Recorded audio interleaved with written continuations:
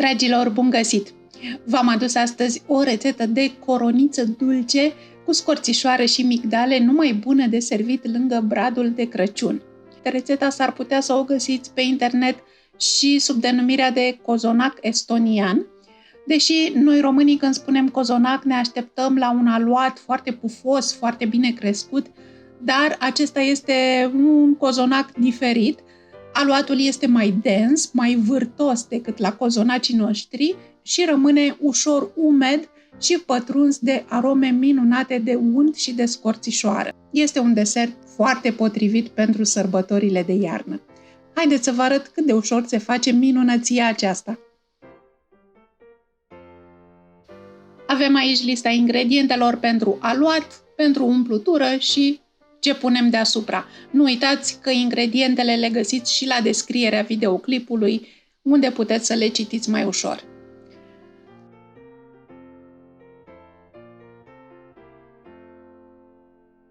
Avem nevoie de un castron larg, laptele să fie puțin călduț, dar la maxim 40 de grade,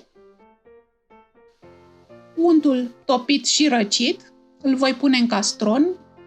Mai sunt acolo două bucățele care nu s-au topit încă, dar se vor topi imediat. La aluat folosim doar un gălbenuș, nu și albușul. Am pus aici și laptele.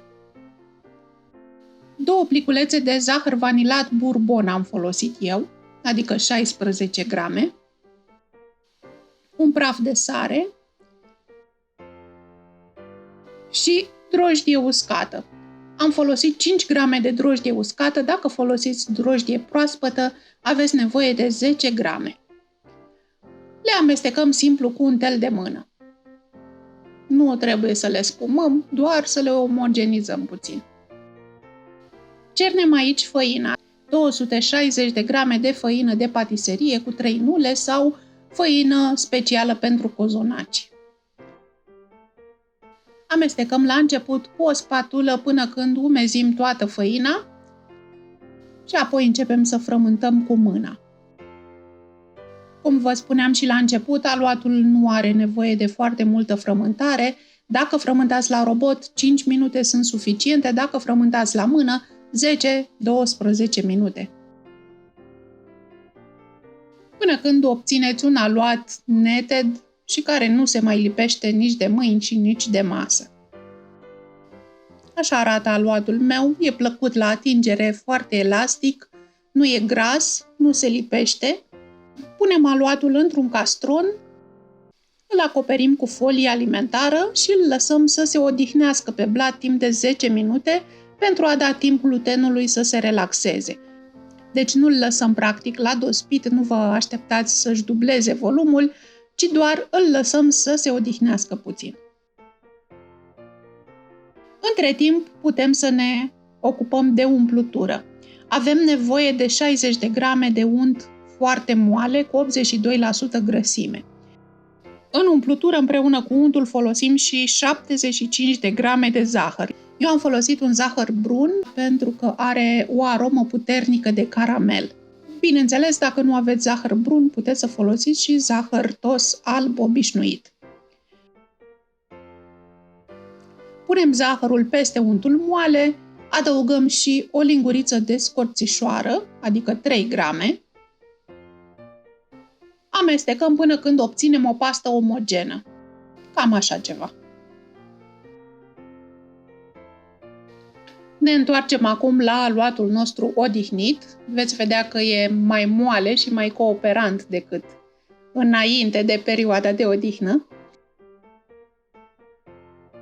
Și începem să îl întindem cu sucitorul într-o foaie dreptunghiulară, încercând să păstrăm marginile cât mai drepte. Trebuie să ajungem la o foaie cu dimensiunile de 40 x 30 de centimetri, iar grosimea de aproximativ 6 mm. Am măsurat și foaia mea are dimensiunile potrivite. Peste foaie punem cam 3 sferturi din crema de unt și scorțișoară pregătită mai devreme. Trebuie să mai rămână cam o linguriță de cremă în castron pe care o vom folosi un pic mai târziu. Ca de obicei, ca să ne fie mai ușor să întindem umplutura, nu o punem pe toată într-un loc, ci grămăjoare din loc în loc.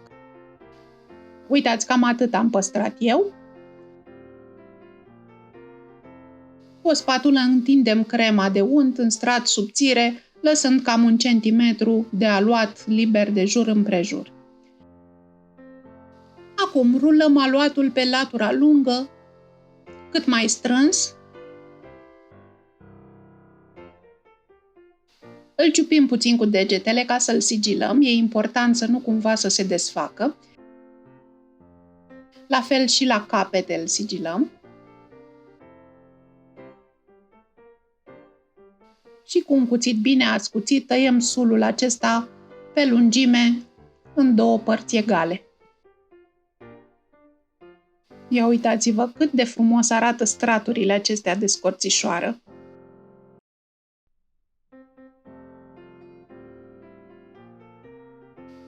Și acum împletim pur și simplu cele 2 părți ca pe o sfoară, ca la cozonac sau ca la babca.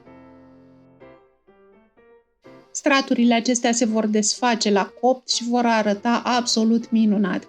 De fapt, deja arată minunat. Răsucim aluatul formând o coroniță și insistăm să prindem bine capetele ca să nu se desfacă la copt. Punem coronița în tavă peste hârtia de copt și abia acum vom lăsa coronița la dospit. O acoperim cu un castron mare și o lăsăm să dospească o oră. Peste pasta de unt și scorțișoară păstrată în castron, punem un ou și îl batem un pic cu fruculița. Și pregătiți și câțiva fulgi de migdale. Coronița noastră a dospit și a mărit volumul și înainte să o dăm la copt, o ungem cu amestecul de ou, unt și zahăr brun din castron și o presărăm cu fulgi de migdale. Dăm tava la cuptor, cuptorul trebuie să fie preîncălzit la 200 de grade pentru 15 minute, după care reducem temperatura la 180 de grade și mai lăsăm cozonacul acolo încă 10 minute. Și așa arată când e gata. E foarte frumos rumenit, zahărul cu care l-am uns s-a caramelizat, îl lăsăm să se răcească puțin în tavă pentru că e foarte fraged și apoi cu 2 palete mai late putem să-l mutăm pe un grătar și să-l lăsăm să se răcească complet. Înainte de servire, pentru că e iarnă și cu gândul la zăpada care ne lipsește, ningeți coronița cu puțin zahăr pudră. Haideți să tăiem împreună coronița de Crăciun. Sunt straturi cu aromă de scorțișoară și de unt. Cred că o să vă placă și vouă tare mult. Abia aștept să-l încercați și să-mi spuneți cum a ieșit. Vă îmbrățișez, dragilor, Crăciun fericit și numai bine!